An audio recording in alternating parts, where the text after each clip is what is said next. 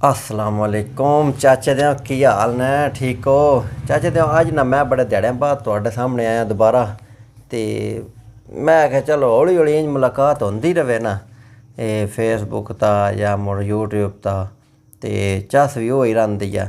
मैं ना थोड़ी जी गल तुहाडे अग्गे वजाहत करनी है। फेसबुक सारे बंदे चलाते हैं, यूट्यूब चलाते हैं, टिकटॉक चलाते हैं।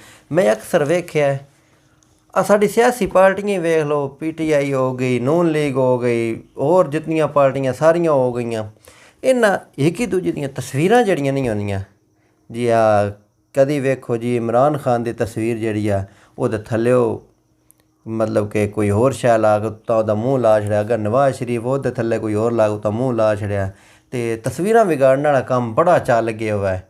तो मैं असल च ये गल कोई ना करना चाहता। मैं ना कल्ले दी फेसबुक च इस्तेमाल करदा ना, जिस टाइम वेदा सामने कोई इंज दी शाइयां मैनूं दसदियां न, मैं उत्थों तक कि मैं खास तौर पर मजहबी पोस्टां ने जड़ियां मैं ना दिलचस्पी लेई रखदा इन्हां कम्मां में इन्हां ते नाल वेखी रखे वेखो दीन दे कम्मां दिलचस्पी लैनी ये दीन दी मालूमात वधदी है।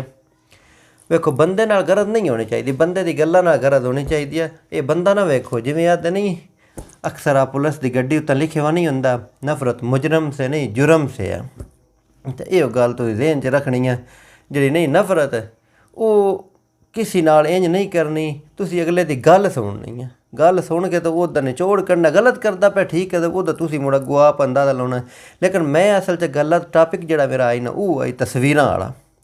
मैं मजहबी बनियां वेख्या जी एक ही दूजे दी इस मतलब दा ईद दी पोस्ट वंजा छड्डी, ईद दी तस्वीर जाके किसी होर शे ते ला छड्डी, बस शक्लां बिगाड़ने वाला कम्म जा नहीं ये शुरू हो गया। तो मैं ना अज बड़े अफसोस नाल मैं आखना पौंदा पिया कई ऐसे वड्डे वड्डे पढ़े लिखे भी बंदे ऐसे मैं वेखे न जिन्हां अपनियां मतलब कि आईडियां उत्ते इंज नहीं कम्म कीते होंदे न।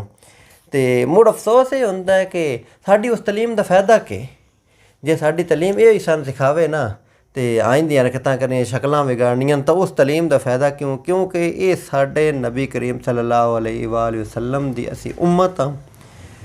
अज तो पहलों आने वाले कई नबी गुजरे जिन्हां दी मतलब कि अल्लाह ताला उन्हां दी उम्मतां दी शक्लां जिहड़ियां बिगाड़ छड़ियां, उन्हां कोई ऐसे काम गलत कीते। लेकिन मेरे नबी करीम सल्लल्लाहु अलैहि वसल्लम दी जिहड़ी उम्मत है ना, अल्लाह ताला क़यामत तक किसी दी कोई शक्ल नहीं बिगाड़नी।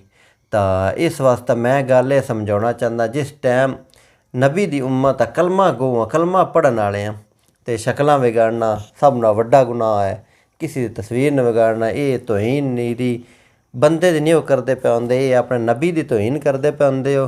उत्थों ज़रा वेख्या करो क्योंकि नबी करीम सल्लम दी उम्मत हाँ, जे शक्ल बिगाड़ सो तो तुसीं नबी करीम सल्लम दी भी तोहीन कर सो तो नाले चलो बंदियां दी तुसीं करदे ही पे होंदे हो।